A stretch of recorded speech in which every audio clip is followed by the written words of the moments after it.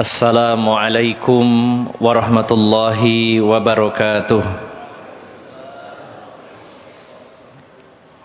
Alhamdulillahilladzi hadana li hadza wa ma kunna linahtadiya laula an hadanallah.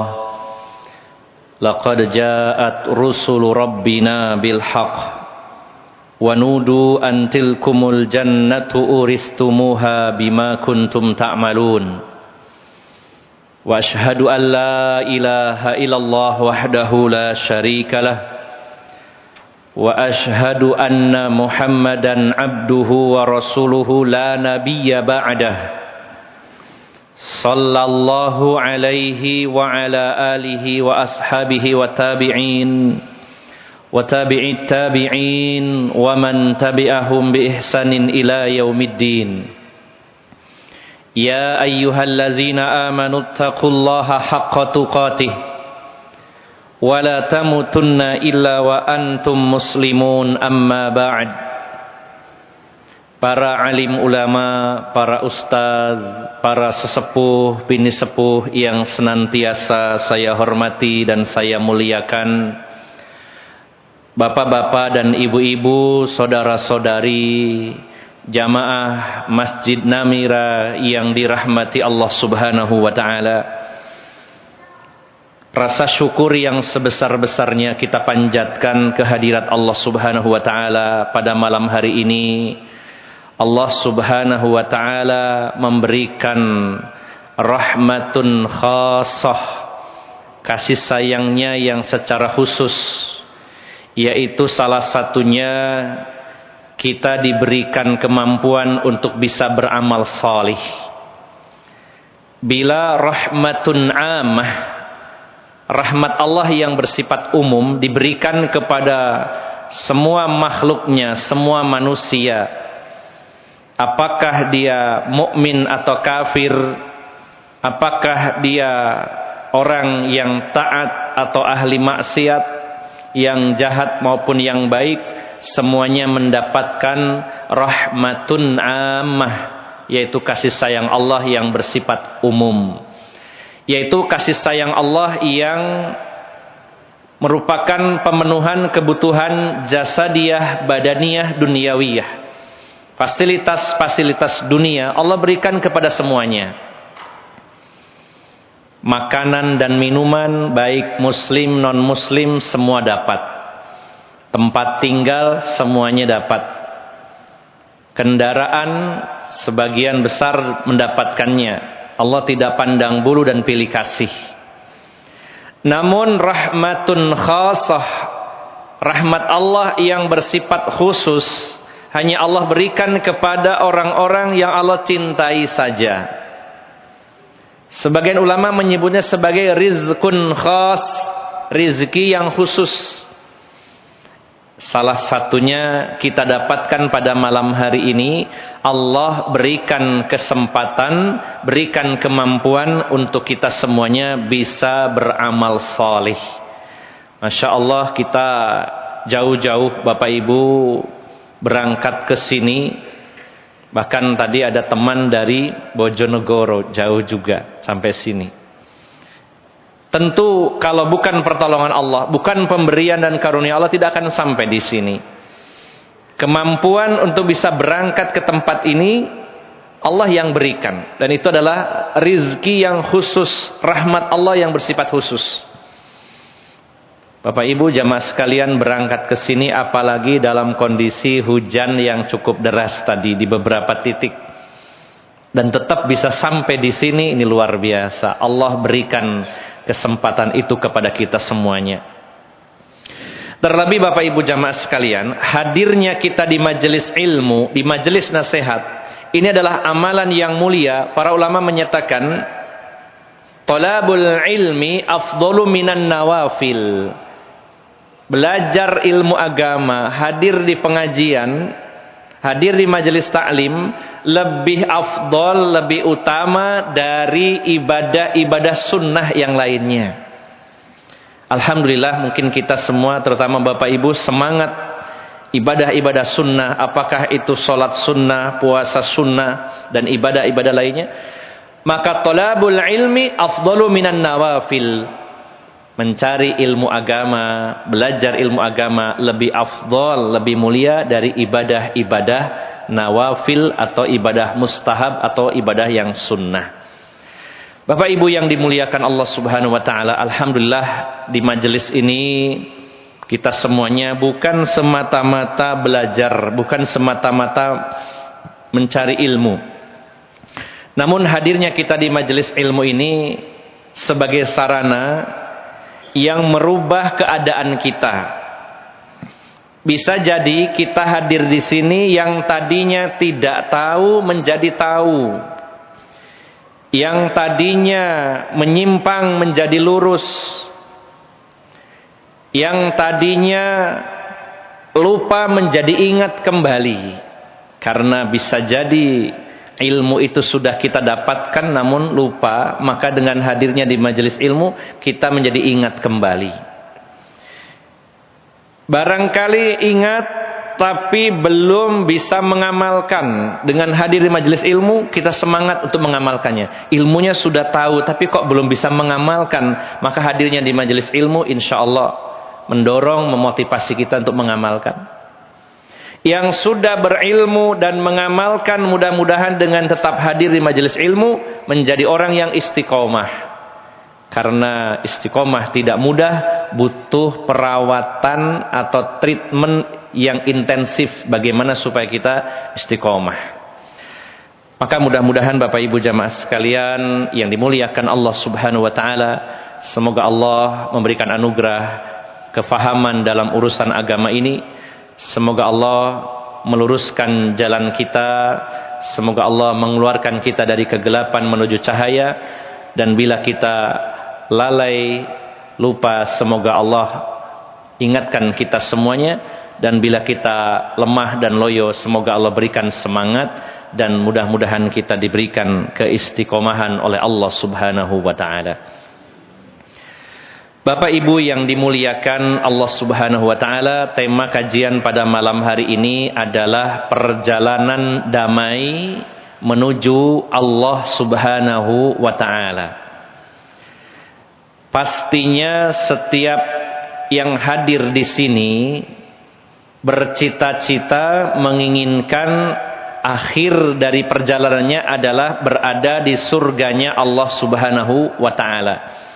Di sanalah kita juga mendapatkan nikmat yang terbesar, yaitu melihat Allah Subhanahu wa taala, berjumpa dengan Allah Subhanahu wa taala. Namun Bapak Ibu yang dimuliakan Allah Subhanahu wa taala, bila memang tujuan akhirnya adalah tempat yang penuh kedamaian, maka idealnya perjalanan menuju tempat yang penuh kedamaian pun disertai penuh kedamaian pula. Bukankah dalam perjalanan di dunia kita bukan hanya ingin nyaman pada saat sampai di tujuan, tapi juga nyaman saat perjalanan. Kalau ada pilihan, tujuannya tempat yang nyaman, tempat yang damai, apakah perjalanannya juga nyaman dan damai atau tidak? Seandainya perjalanannya tidak damai, tidak nyaman, walaupun endingnya nyaman, tentu lebih baiknya adalah perjalanannya pun damai, nyaman, tenang, dan tujuannya pun demikian. Maka Bapak Ibu jamaah sekalian, bila ada yang hanya bercita-citanya yang penting saya masuk surga, ini tidak salah, tapi perlu ditambahkan, perlu dinaikkan cita-citanya. Yang pertama Bapak Ibu jamaah sekalian, ketika kita menginginkan surga, kita pun dianjurkan oleh Rasulullah SAW memintanya surga yang terbaik. Rasulullah menyatakan, "Idza sa'altumullahal jannata fas'alu jannatal firdaus." Jika kalian meminta kepada Allah surga, sekalian mintanya surga Firdaus. Karena surga Firdaus posisinya di tengah-tengah dan paling tinggi, sudah tinggi tengah. Bukankah dalam hadis Bukhari Rasulullah menyebutkan bahwa surga itu ada 100 tingkat, ada 100 level. Jadi kalau minta surga harus detail, jangan sekedar ya Allah masukkan saya ke surga. Minta surga Firdaus, surga yang paling tinggi dan paling tengah. Sekaligus juga minta alias berdoa sama masuk surga.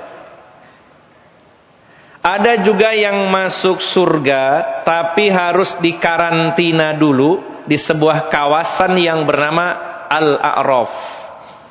Sebuah gunung yang tinggi antara surga dan neraka yang dipenuhi pepohonan dan buah-buahan, di mana penghuninya adalah orang yang amal baik dan buruknya seimbang persis sama. Sebagian ulama menyatakan mereka adalah orang yang ikut berperang di jalan Allah, mati syahid tapi tidak pamit orang tuanya, sehingga dia durhaka kepada orang tuanya.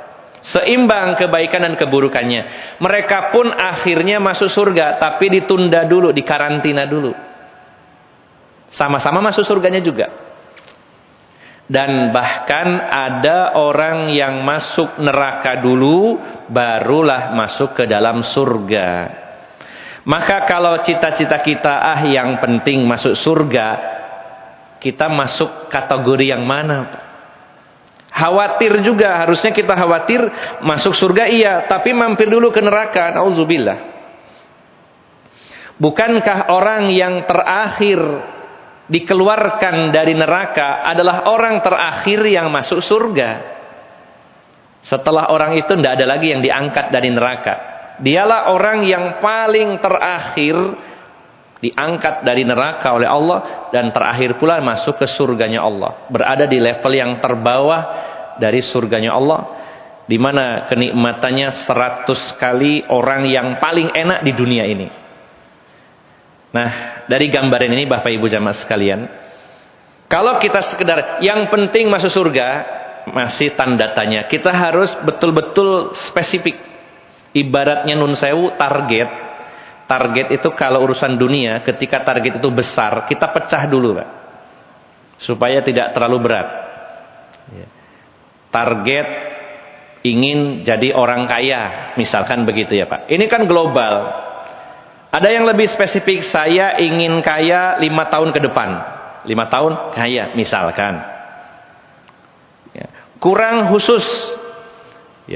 Saya ingin 5 tahun jadi orang kaya. Tahapannya adalah tahun pertama saya harus buka usaha kuliner dengan 1 cabang. Tahun kedua 5 cabang. Tahun ketiga, ini lebih detail. Untuk mencapai tahun pertama, supaya saya bisa buka usaha kuliner, saya harus menguasai semuanya. Dan seterusnya begitu, didetailkan. Nah, ini urusan dunia Bapak Ibu jamaah sekalian. Kalau hanya sekedar saya pingin kaya, ngambang ya, tapi didetailkan. Biasa seperti itu di perusahaan-perusahaan besar atau bisnismen, ketika membuat target itu dibuat turunan-turunannya. Sama dengan kita Bapak Ibu jamaah sekalian, ingin masuk surga, kita harus pecah. Bagaimana saat kita meninggal dunia, bagaimana saat kita di alam kubur, bagaimana saat dibangkitkan, bagaimana saat di padang mahsyar, bagaimana saat di jembatan Sirat dan seterusnya. Di situ target-target kita ada Bapak Ibu jamaah sekalian. Maka ini baru secara global bahwa perjalanan menuju kedamaian yang abadi yaitu surganya Allah, maka harus disertai juga dengan perjalanannya yang penuh fasilitas dan juga penuh kedamaian.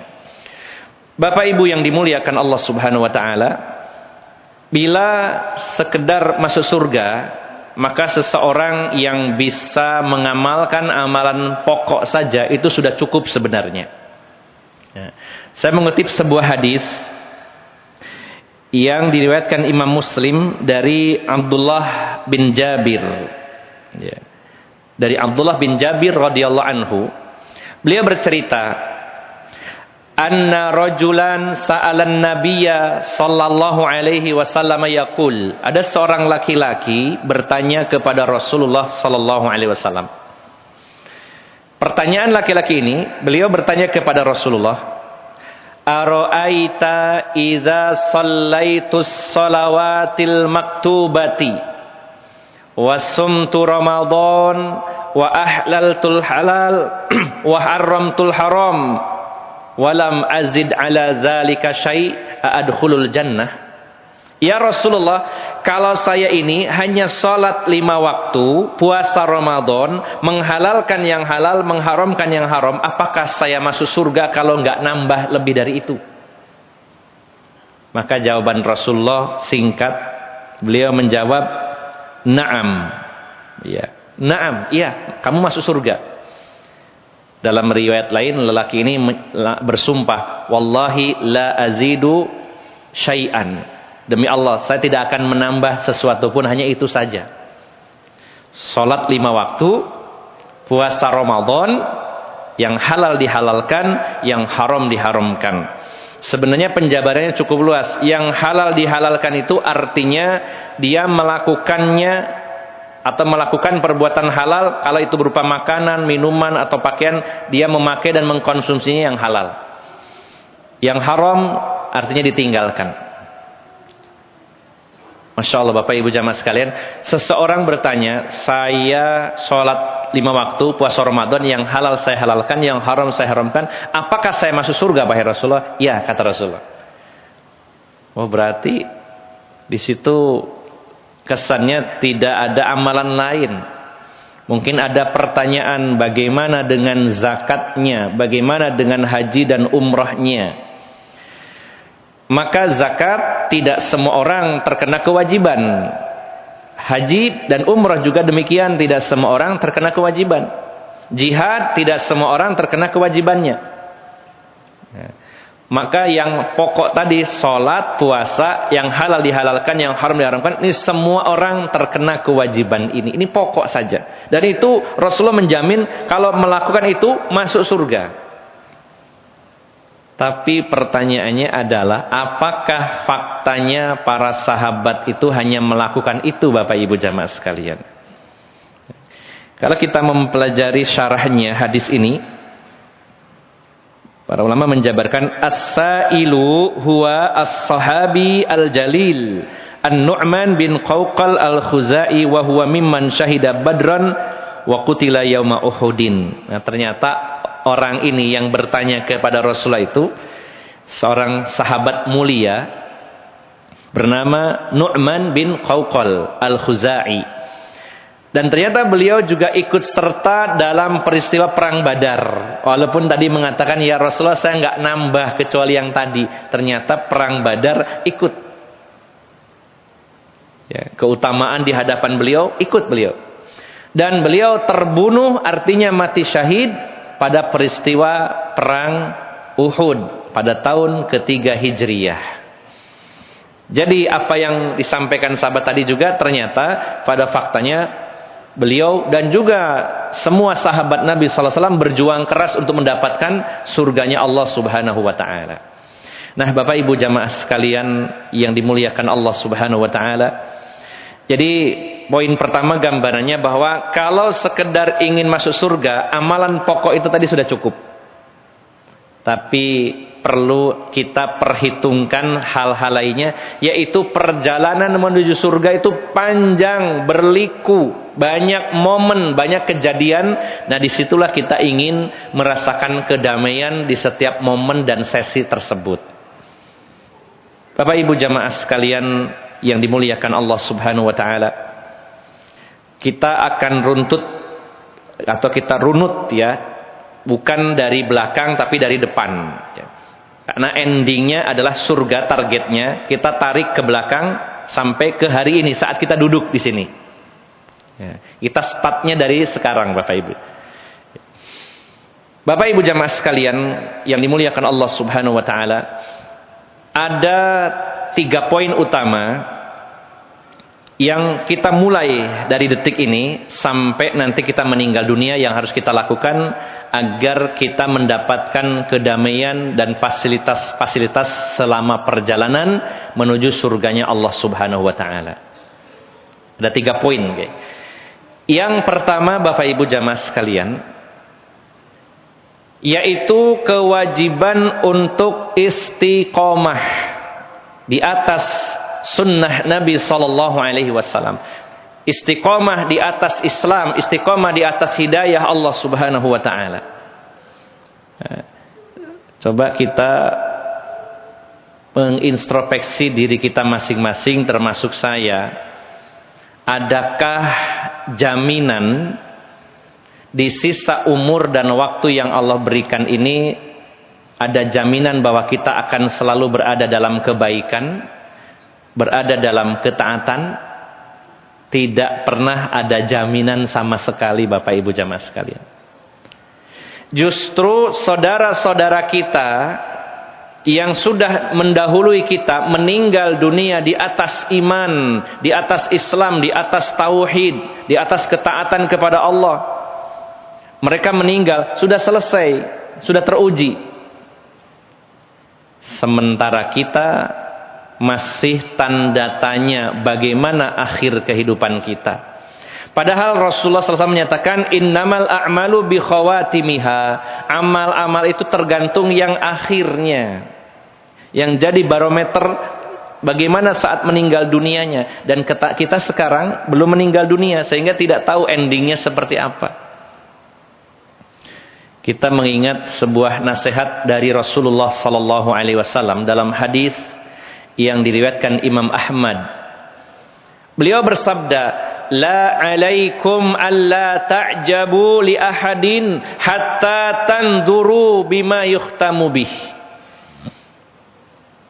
Janganlah kalian itu cepat-cepat merasa takjub dengan seseorang, ya. Jangan cepat-cepat menyimpulkan, terpukau, terpesona dengan keadaan seseorang. Tunggu, lihatlah sampai akhir kehidupannya bagaimana. Bagaimana dia mengakhiri kehidupannya. Kalau belum berakhir kehidupannya, kita jangan terlalu cepat menyimpulkan. Beliau menyatakan, bisa jadi engkau melihat seseorang mengamalkan amalan ahli surga, lalu engkau menyimpulkan, wah orang ini pasti masuk surga ini kalau meninggal. Belum tentu. Bisa jadi di sisa umur dan waktunya dia berubah. Mengamalkan amalan ahli neraka, meninggal dalam keadaan tersebut. Begitu pula orang yang mungkin kadang kita cepat menilai dari penampilannya, dari zahirnya. Wah, orang ini amalannya rusak ini ya. Berapa banyak orang yang amalannya rusak, akidahnya rusak, agamanya rusak, akhlaknya rusak. Tapi kita tetap tidak boleh langsung menyimpulkan sampai dia meninggal dunia dalam keadaan apa. Karena bisa jadi di akhir kehidupannya dia berubah. Bukankah orang yang paling berambisi ingin membunuh Rasulullah SAW, paling keras permusuhannya dengan Islam, justru menjadi sahabat Nabi SAW, membela beliau, bahkan dimakamkan di samping makam beliau, yaitu sahabat Umar ibn Khattab radhiyallahu anhu. Maka Rasulullah mengatakan, la alaikum alla ta'jabu li ahadin hatta tanzuru bima yuhtamu bih. Jangan kalian itu terpesona, terpukau dengan keadaan seseorang sampai kamu melihatnya bagaimana akhir kehidupannya. Apalagi melihat dan menyimpulkan diri kita masing-masing. Menyimpulkan orang lain saja tidak boleh. Bagaimana kalau diri kita, wah kayaknya awak dewe iki pasti mlebu swarga ketokane iki. Lah ya opo ya, gak mlebu swarga ngaji, gak pernah absen, salat 5 waktu, sedekah jalan terus. Alhamdulillah, kita punya harapan, punya roja, tapi memastikan dan yakin bahwa pasti kita masuk surga, ini tidak dibolehkan. Justru yang benar adalah setiap saat, setiap waktu kita selalu merasa khawatir dengan diri kita. Dengan rasa khawatir ini kita waspada. Orang kalau terlalu pede itu biasanya teledor. Tapi kalau orang itu ada rasa khawatirnya, dia akan hati-hati. Bapak Ibu jamaah sekalian yang dimuliakan Allah Subhanahu wa taala. Imam Hasan Basri pernah mengatakan bahwa orang yang mengkhawatirkan dirinya itu munafik, dialah orang mukmin. Orang yang selalu mengkhawatirkan, jangan-jangan saya ini orang munafik ya, justru dia orang mukmin. Dan sebaliknya, orang-orang munafik tidak pernah merasa dirinya munafik, malah merasa dirinya benar terus. Nah, dari itu Bapak Ibu jamaah sekalian, mulai detik ini, dari saat ini sampai meninggal dunia nanti kita juga tidak tahu berapa lama lagi. Maka kita harus betul-betul berupaya untuk istiqomah. Dan ini memang bukan perkara mudah, tapi bisa. Tidak mungkin Allah perintahkan sesuatu di luar batas kemampuan kita. Tapi memang berat. Sahabat Anas bin Malik radhiyallahu anhu menyampaikan di antara ciri-ciri fisik Rasulullah itu saat beliau meninggal, uban beliau itu tidak sampai 20 helai rambut.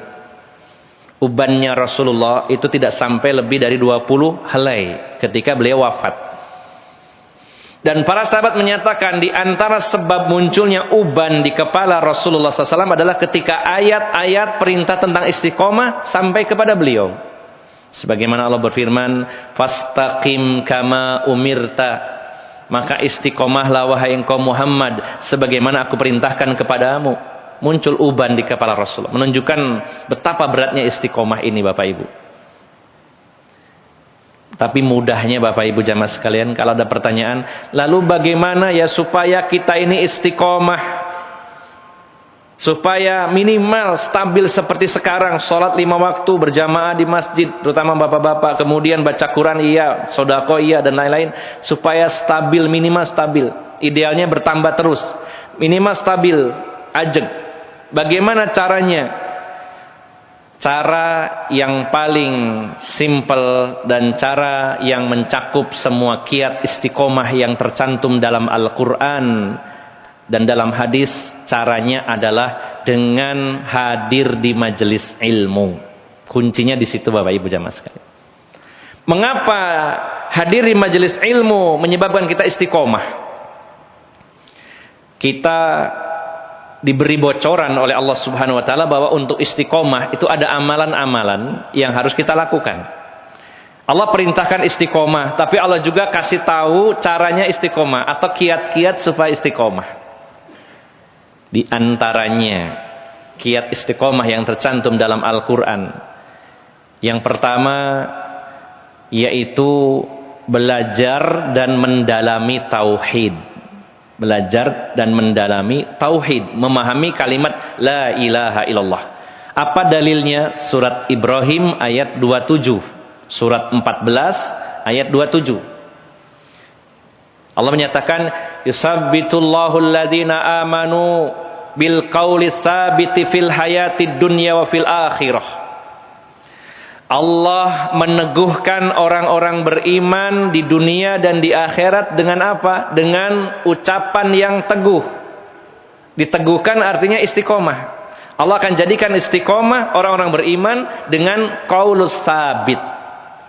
Dan itu ditafsirkan oleh Rasulullah sendiri. Qaulus tsabit adalah kalimatul la ilaha illallah. Siapa yang memahami tauhid, memahami kalimat la ilaha illallah, kemudian menerima segala konsekuensinya, maka dia akan diteguhkan oleh Allah di dunia dan di akhirat. Belajar tauhid yang pertama. Yang kedua, belajar Al-Quran. Sebagaimana Allah nyatakan dalam surat Al-Furqan, surat 25 ayat 32. Allah menyatakan, wa qala alladziina kafaru laula nuzzila 'alaihil qur'anu jumlatan wahidah kadzalika linusabbita bihi fuadak wa rattalnahu tartila. Orang-orang kafir mengatakan, kenapa Al-Qur'an tidak diturunkan sekaligus kepada Muhammad? Maka Allah jawab, demikianlah tujuannya agar kami teguhkan hatimu dengan Al-Qur'an itu dan membacanya secara perlahan. Kami teguhkan hatimu dengannya, dengan Al-Quran. Siapa yang ingin istiqomah? Belajar Al-Quran, mendalami Al-Quran. Ini yang kedua. Yang ketiga, sering mendengar kisah para nabi dan para rasul. Sebagaimana Allah firmankan dalam surat Hud, surat 11 ayat 120. Wa kullan naqussu 'alaika min amba'ir rusuli ma nusabbitu bihi fuadak. dan setiap kami bacakan kepadamu kisah-kisah para nabi dan rasul yang dengan kisah itu kami teguhkan hatimu. Yang ketiga. Yang keempat, berkumpul dengan orang-orang soleh. Allah berfirman dalam surat Ali Imran surat ketiga ayat 101. Wa kaifa takfuruna wa kuntum wa kaifa takfuruna wa kaifa takfuruna billahi wa fikum rasul wa kaifa takfuruna wa antum tusla alaikum ayatullahi wa fikum rasuluh. Bagaimana kamu akan kafir kalau di tengah-tengah kamu dibacakan Al-Quran dan ada Rasulullah? Penjelasan dari para ulama, tidak mungkin orang itu akan kufur, terjaga dari kekufuran kalau ada orang-orang yang mengingatkannya, membacakan ayat, membacakan hadis kepadanya. Berkumpul dengan orang soleh. Bapak, kita sebutkan ya. Yang pertama belajar tauhid, yang kedua belajar Al-Quran, yang ketiga menyimak kisah para nabi dan rasul, yang keempat berkumpul dengan orang soleh. Empat-empatnya paling mudah kita dapatkan di mana, Pak? Di majelis ilmu, di pengajian. Coba cari tempat lain agak sulit, ada tapi jarang. Walaupun ngaji bisa lewat YouTube, tapi kehilangan kesempatan yang lainnya. Berkumpul dengan orang solehnya tidak. Ya, di antaranya itu. Maka kiat-kiat istiqomah, agar kita istiqomah di atas hidayah sampai kita meninggal dunia, kita lazimi, kita upayakan untuk selalu hadir di majelis ilmu, jangan pernah putus. Jangan pernah memutuskan untuk pensiun ngaji, okay, Bapak Ibu jamaah sekalian. Apakah itu hanya sebulan sekali seandainya, tapi tidak putus. Ini lebih baik daripada berhenti total. Nah, maka supaya kita menjalani kehidupan yang damai ini, kita harus istiqomah karena memastikan saat meninggal dunia dalam keadaan seperti ini. Bapak Ibu jamaah sekalian, kita akan meninggal dunia dalam keadaan bagaimana biasanya. Tidak bisa kita langsung setting bahwa saya ingin dalam keadaan baik sementara nggak pernah berbuat baik. Ini betul-betul karunia Allah ketika kita membiasakan beramal soleh, Masya Allah, akan meninggalnya dalam keadaan tersebut. Saya punya pengalaman salah seorang yang sangat dekat dengan saya, sudah meninggal. Ini sebagai gambaran contoh. Salah seorang yang dekat dengan saya dan saya menyayanginya. Ini masih muda usianya, tapi salah satu yang saya bersyukur kepada Allah mendapatkan karunia, yaitu betul-betul menjaga sholat. Usianya masih 16 tahun, tapi sudah meninggal.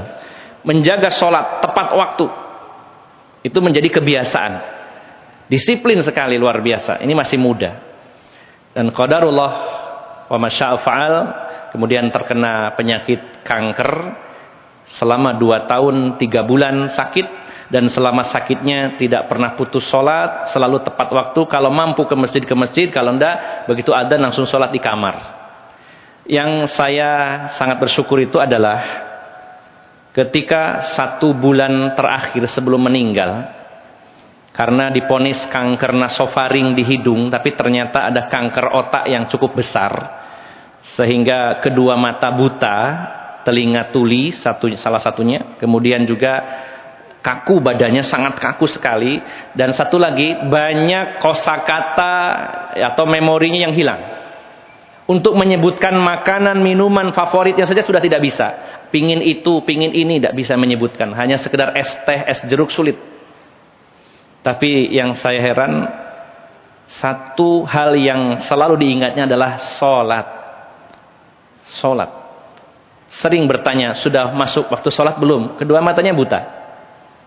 Baru jam 8 pagi udah nanya, ini sudah zuhur belum? Nunggu terus sholat setiap waktu. Bahkan sehingga hari terakhir di mana Allah ambil, itu masih minta sholat.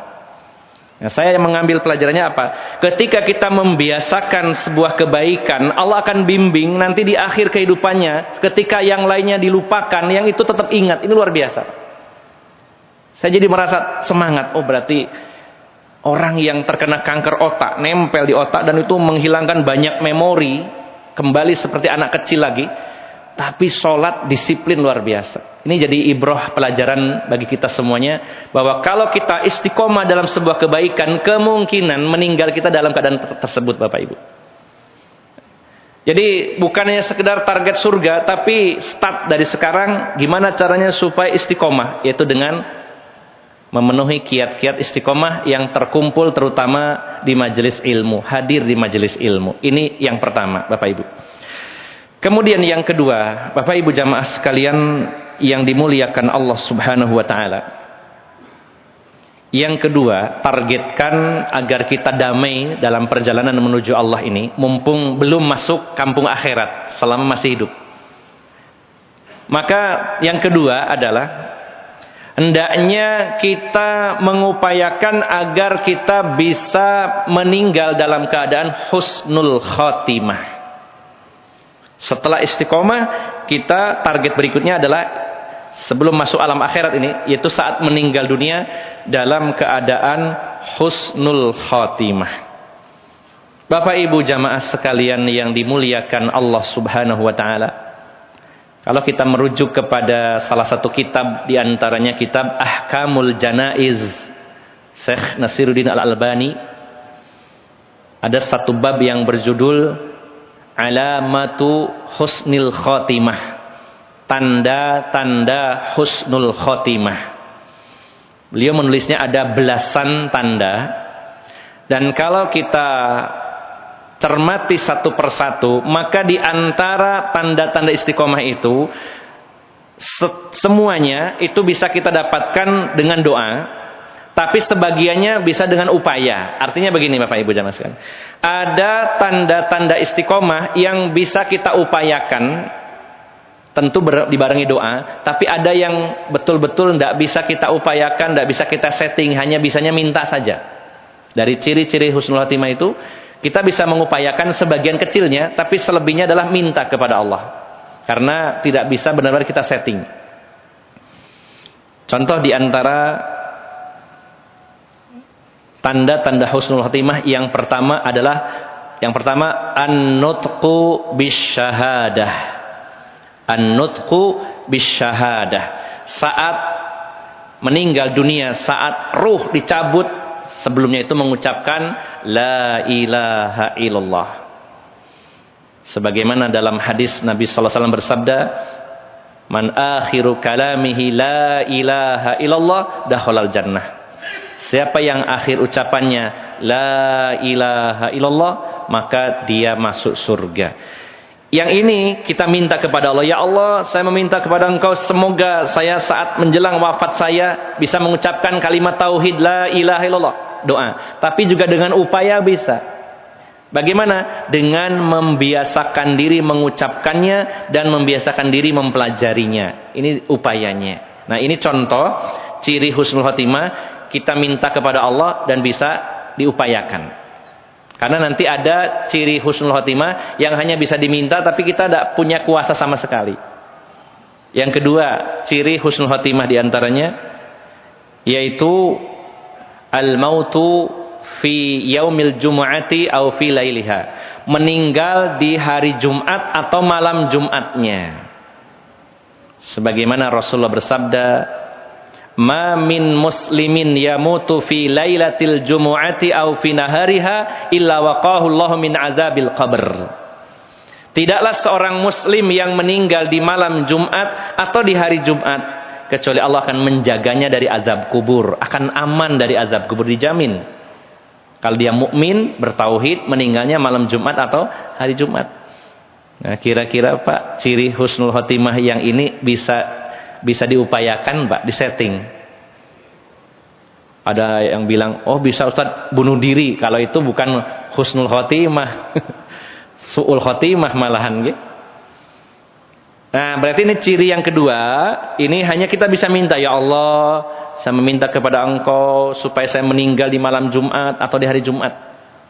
Nah, ini sesuatu yang kita minta tapi tidak bisa diupayakan. Bagaimana mengupayakan kita meninggal di hari Jumat? Tidak mungkin Pak, gimana caranya?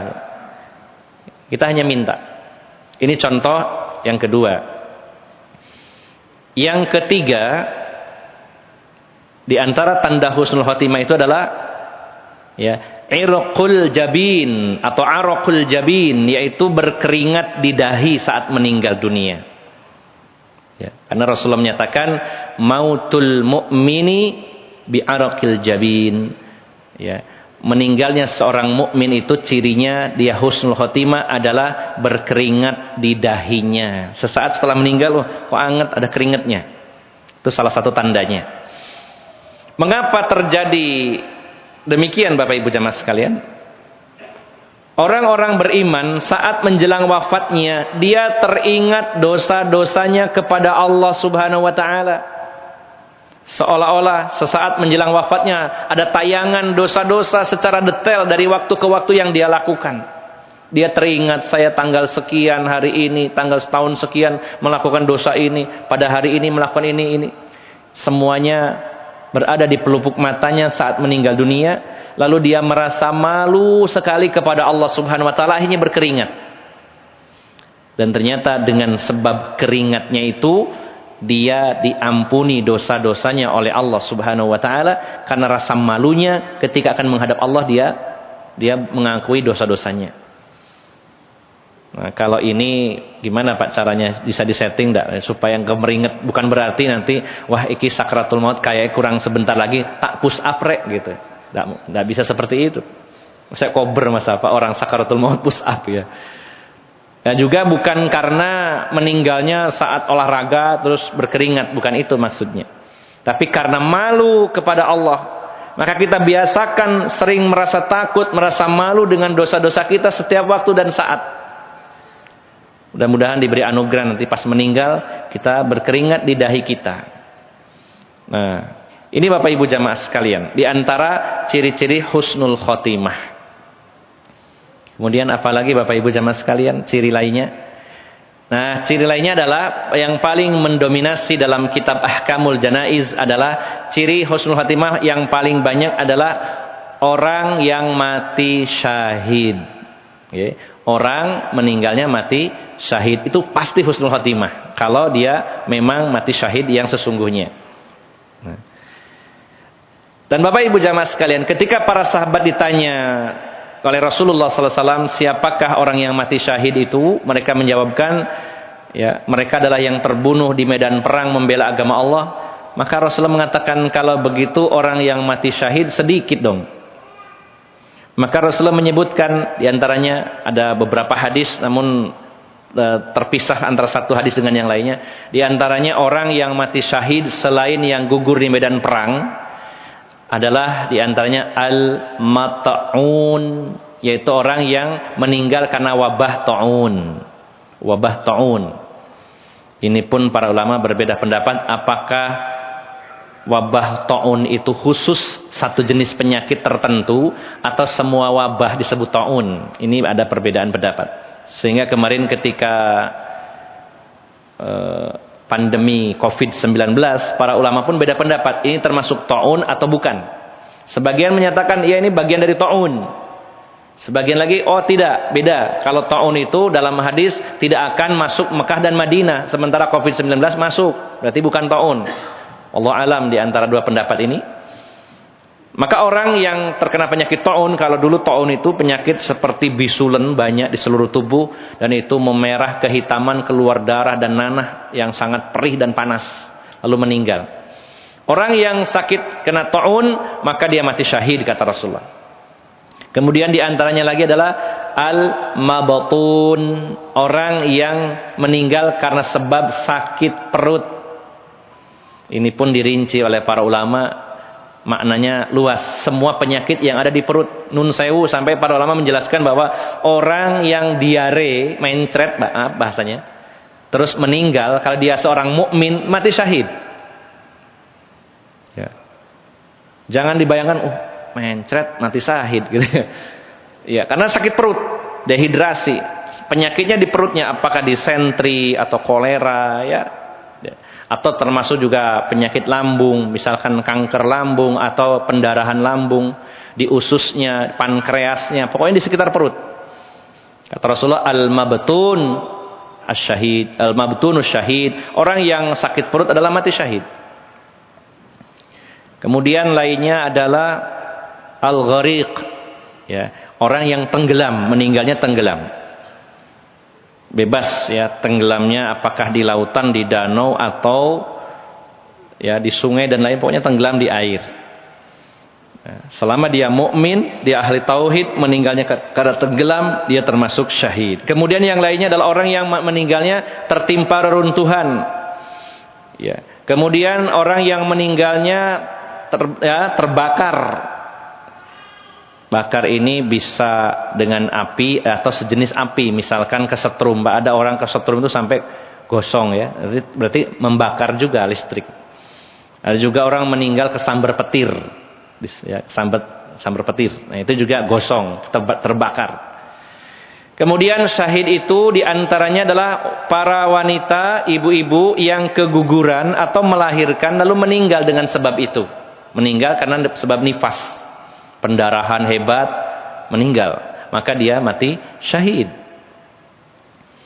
Yang lainnya Bapak Ibu jamaah sekalian, Rasulullah menyatakan man qutila duna malihi fahuwa syahid. Siapa yang meninggal membela hartanya mati syahid. Dibegal, dicegat rampok, terus dilawan, terus meninggal, maka dia mati syahid membela hartanya. Kira-kira Pak tertarik Pak nanti mudah-mudahan tidak sampai dibegal Pak ya. Tapi kalau dibegal kira-kira pilih mana? Ngasihkan harta atau melawan? Itu terserah bapak-bapak, bebas. Kalau memang dilawan, punya kemampuan, monggo. Tapi kalau tidak, ya diserahkan silakan. Tidak diharuskan. Cuma memang ada keutamaan ketika seseorang meninggal membela hartanya, dia mati syahid. Kemudian yang lainnya dalam hadis yang lain, man qutila duna ahlihi fahuwa syahid. Seseorang meninggal membela keluarganya, dia mati syahid. Kemudian yang lainnya, man qutila fi sabilillah fahuwa syahid. Siapa yang terbunuh di jalan Allah, dia mati syahid. Di jalan Allah maknanya luas. Orang yang berangkat ke majelis ilmu, berangkat atau berada di majelis ilmu atau saat pulang lalu meninggal, maka dia mati syahid. Bahkan Rasulullah menyebutnya sebagai mujahid fi sabilillah. Ini salah satu contoh orang yang meninggal di jalan Allah Subhanahu wa taala. Orang yang merawat masjid, mengelola masjid, meninggal saat itu, dia adalah orang yang berjuang di jalan Allah Subhanahu wa taala. Dan masih banyak. Nah, Bapak Ibu jamaah sekalian yang dimuliakan Allah Subhanahu wa taala, setelah target kita agar perjalanan kita damai dan tenang, bekal yang disiapkan adalah yang pertama istiqomah. Pastikan sampai nanti kita meninggal dunia istiqomah di atas kebenaran, di atas hidayah. Yang kedua, kita harus betul-betul punya target agar meninggalnya husnul khotimah. Syukur-syukur kalau memang ditakdirkan oleh Allah meninggalnya dalam keadaan mati syahid. Dan dari sekian syahid, level tertingginya, ranking pertamanya adalah orang yang gugur di medan perang membela agama Allah Subhanahu wa taala. Yang syahid mendapatkan fasilitas khusus adalah syahid yang jenis ini, berperang di jalan Allah. Karena ini yang paling berat. Paling berat Pak. Mendapatkan fasilitas yaitu diampuni dosanya sejak tetesan darah pertama. Kemudian yang kedua, dia tidak akan ditanyai di alam kubur, dibebaskan dari pertanyaan kubur. Yang ketiga, dia akan diberikan ya mahkota yang mana mahkota itu dipenuhi dengan batu-batu permata yang satu bijinya lebih baik dari dunia dan seisinya. Kemudian yang mati syahid yang jenis ini meninggal di medan perang, dia akan dinikahkan dengan 72 bidadari dari kalangan hurun ain, 72. Bukan semua syahid, tapi syahid yang gugur di medan perang.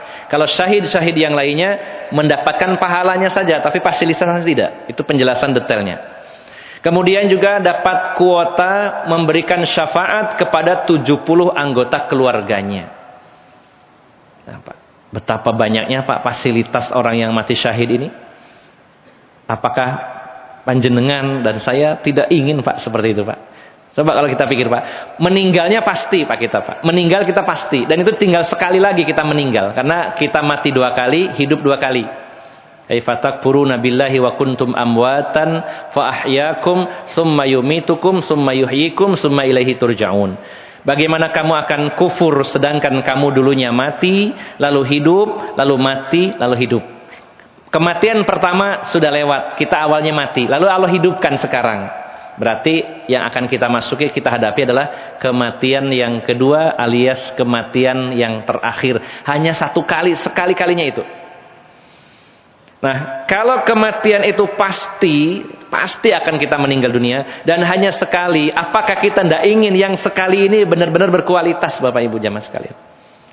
Nah, meninggal sekarang atau nanti atau kapanpun, ya, yang penting mati syahid. Alangkah besarnya cita-cita kita kalau kita menginginkan ini. Dan selama ini banyak orang yang merasa takut. Wah, saya kalau mati syahid saya takut. Nah, walaupun takut, walaupun tidak mati syahid tetap mati, Bapak Ibu jamaah sekalian. Coba kita renungkan saja. Iya ya, mati tinggal sekali, cuman satu kali tok, dan itu tidak kembali lagi, Pak. Tidak bisa kembali. Kalau bisa diulang enak, Pak. Kalau bisa matinya 5 kali, nanti aja yang kelima mati syahid, yang 4 nyantai aja gitu. Kan sekali, Pak, cuma sekali. Tidak bisa. Orang yang sudah meninggal dunia, jangan pernah kita yakini bisa kembali lagi ke dunia. Tidak bisa. Jangankan jalan-jalan mengunjungi keluarganya, minta untuk bisa amal soleh, Allah tolak. Ketika orang-orang yang meninggal itu mengatakan, qala rabbirji'un la'alli a'malu sholihan fima taraktu, kalla, kata Allah. Wahai Tuhan kami, kembalikan saya ke dunia, saya akan beramal soleh yang saya tinggalkan dulu. Minta tolong ya Allah, kembalikan saya ke dunia supaya bisa beramal soleh. Allah tolak, kalla, nggak bisa. Nggak bisa. Apalagi hanya sekedar jalan-jalan menengok keluarganya. Untuk minta amal soleh saja nggak Allah izinkan. Padahal amal soleh baik, tapi Allah nggak izinkan, nggak bisa. Nah, Bapak Ibu jamaah sekalian, meninggal itu pasti dan yakin, dan hanya sekali itu saja. Dan eman kalau kita meninggalnya tidak berkualitas. Kita harus berupaya, berusaha, dibarengi dengan doa bagaimana supaya kita husnul khotimah, apalagi punya cita-cita tinggi, yaitu meninggal sebagai seorang syahid, meninggal sebagai orang yang mati syahid. Nah, ini yang kedua. Yang terakhir, Bapak Ibu jamaah sekalian yang dimuliakan Allah Subhanahu wa taala, istiqomah, start dari sekarang, serius kita upayakan istiqomah. Yang kedua, mudah-mudahan target berikutnya adalah meninggal husnul khotimah. Nah, yang ketiga, Bapak Ibu jamaah sekalian, mumpung ada waktu, ada umur ini. Yang ketiga, kita targetkan mendapatkan madunya hidup. Sebagaimana Rasulullah nyatakan dalam hadis riwayat Imam Hakim dan Imam Tabrani, dan juga ada beberapa riwayat lain. Rasulullah menyatakan dalam hadis tersebut, beliau bersabda, "Idza aradallahu bi 'abdin khaira asalahu." Kalau Allah menginginkan kebaikan bagi seorang hamba, Allah akan berikan asal, madunya hidup. Madunya hidup. Madu itu manis napa pahit, Pak? Umumnya manis, ya. Walaupun ada madu pahit nih, biasanya dicampuri herbal yang berasa pahit sehingga jadi madu pahit. Atau mungkin ada sebagian lebah yang mungkin mengambil nektarnya dari daun-daun yang pahit seperti mungkin brotowali dan lain-lainnya. Tapi jarang. Umumnya istilah madu itu manis. Makanya Rasulullah menggunakan kata asal. Kalau Allah menginginkan kebaikan bagi seorang hamba, Allah akan berikan asal, yaitu madunya hidup. Bapak-bapak pasti pingin dapat madu. Ibu-ibu pingin dapat madu, Bu? Madu ini, Bu, madu hidup, Bu, bukan madu yang lain, Wah, kalau madu yang itu mesti pahit, Ustaz, janganlah, bapak-bapak, mesti ibu-ibu ya. Ya. Ini madu, Rasulullah menyebutnya asal. Dalam hadis yang lain menggunakan kata ista'malahu. Idza aradallahu bi'abdin khaira ista'malahu. Jika Allah menginginkan kebaikan bagi seorang hamba, Allah berikan madunya hidup. Dalam hadis yang lain, Allah mempekerjakan hamba tersebut. Lalu para sahabat bertanya, wa ma asaluhu ya Rasulullah? Apa yang dimaksud manisnya hidup itu Rasulullah? Ini harus kita dapatkan, Bapak Ibu. Maka madunya hidup itu adalah yaftahullahu azza wa jalla lahu amalan salihan baina yaday mautih hatta hatta yarda anhu jiranuh aw man haulah. Kata Rasulullah, orang mendapatkan manisnya, madunya hidup itu adalah Allah membukakan kepadanya kesempatan beramal soleh, sehingga orang-orang yang dekat dengannya ridho kepada orang tersebut. Ini Pak, target Pak. Bagaimana caranya kita mendapatkan madunya hidup? Kita banyak-banyak beramal soleh, sehingga orang-orang yang dekat dengan kita itu ridho saat kita meninggal dunia. Ridho dalam arti merasa ya senang, bukan senang karena kematiannya, tapi wah, orang ini meninggal padahal baik orangnya ini. Artinya orang-orang itu tidak ada ganjalan ketika kita meninggal dunia. Pak, masih ada kesempatan, monggo. Ya, saya panjenengan tidak tahu juga berapa menit lagi, berapa jam, berapa hari, pekan atau bulan atau tahun, kita tidak tahu. Ada kesempatan, mari semangat. Gimana caranya orang-orang ridho kepada saya dengan sesuatu yang disyariatkan. Ini ada kesempatan Bapak Ibu jamaah sekalian. Tiap hari mari kita doa kepada Allah, Rabbana ighfir lana wa li ikhwanina alladzina sabaquna bil iman wa la taj'al fi qulubina ghillan lil ladzina amanu rabbana innaka raufur rahim. Wahai Tuhan kami, ampunilah dosa-dosa kami dan dosa orang-orang yang telah mendahului kami di atas iman, yang sudah meninggal ampuni juga ya Allah. Wala taj'al fi qulubina ghillan lil ladzina amanu, dan jangan kau jadikan dalam hati kami ini ada ghil, ada dendam, kemarahan, kebencian, ya, iri kepada saudara-saudara saya yang mukmin. Bersihkan Pak hati kita ya Allah. Gimana caranya ya? Kita ini penuh kasih sayang, hilang benci, kemarahan, dendam kepada saudara-saudara kita. Sehingga itu akan berefek pada sikap kita kepada saudara-saudara kita. Targetkan saat sebelum kita meninggal dunia, pastikan orang yang dekat dengan kita itu merasa ridho dengan kita. Siapa saja? Pasangan. Ya, pasangan kita, bapak-bapak punya istri, ibu-ibu punya suami. Ini orang terdekat. Saat kita meninggal dunia, saat ridho. Apalagi ibu-ibu ketika suaminya ridho meninggal dunia, masuk surga.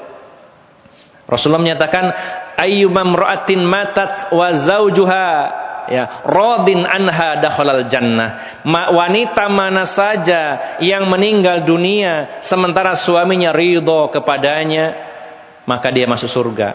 Ridho di sini artinya ya tidak ada kemarahan, ganjelan, bukan ridho alhamdulillah rek bojoku mati, mari ngene dolek ijol, golek ganti. Bukan itu maksudnya Pak ya. Ridho di sini bukan itu. Maksudnya karena begitu baiknya istrinya ketika meninggal, suaminya itu tidak punya rasa marah, jengkel, ya Masya Allah ridho. Begitu pula bapak-bapak saat meninggal istrinya ridho, anak-anak kita ridho, kalau masih ada orang tua saat kita meninggal, orang tua kita ridho, tetangga kita ridho, teman-teman kita ridho, semuanya ridho. Asal ridhonya tentu ridho Allah juga. Nah ini orang mendapatkan manisnya hidup, Pak. Dia telah berbuat banyak kebaikan sehingga orang-orang ridho. Dan karena keridhaan orang-orang yang ada di sekitar kita, saat kita meninggal pun masih memberikan manfaat untuk kita. Contohnya apa Bapak Ibu jamaah sekalian? Orang yang mensolati jenazah kita ini membawa kebaikan kepada kita. Ketika banyak orang-orang yang kita banyak orang-orang yang ridho kepada kita, banyak kebaikan kita kepada mereka, terkenang kebaikan kita. Ketika mendengar berita kita meninggal dunia, berduyun-duyun datang. Sementara dalam hadis Aisyah radhiyallahu anha ada dua hadis sebenarnya, hadis riwayat Ibnu Abbas dan riwayat Ummul Mukminin Aisyah. Dalam riwayat Ibnu Abbas ada sedikit perbedaan angka dengan hadis riwayat Aisyah, di mana Rasulullah menyatakan barang siapa yang meninggal dunia lalu disolati oleh 100 orang, dalam hadis riwayat Ibnu Abbas. Dalam hadis Aisyah disolati 40 orang itu minimal. 100, tapi hadis yang terbaru ahli hadis menyatakan hadisnya Ummul Mukminin Aisyah ini hadis yang kedua, artinya yang terakhir. Ini yang dipakai. Siapa yang meninggal dunia dan disolati jenazahnya oleh minimal 40 orang yang tidak menyekutukan Allah, maka syafaatnya diterima oleh Allah. Artinya doa-doa kaum muslimin saat itu seluruhnya diterima oleh Allah untuk jenazah ini. Apa Anda ingin Pak kita saat meninggal dunia membludak orang yang mensolati kita, dan itu teman-teman baik yang ngerti tauhid, tidak menyekutukan Allah Subhanahu wa taala. Ini harus jadi cita-cita juga, Pak. Caranya bagaimana? Selain berdoa, kita upayakan banyak berbuat baik, luaskan jaringan kita, tebarkan kebaikan kita, sehingga saat meninggal dunia orang akan mementingkan untuk datang mensolati.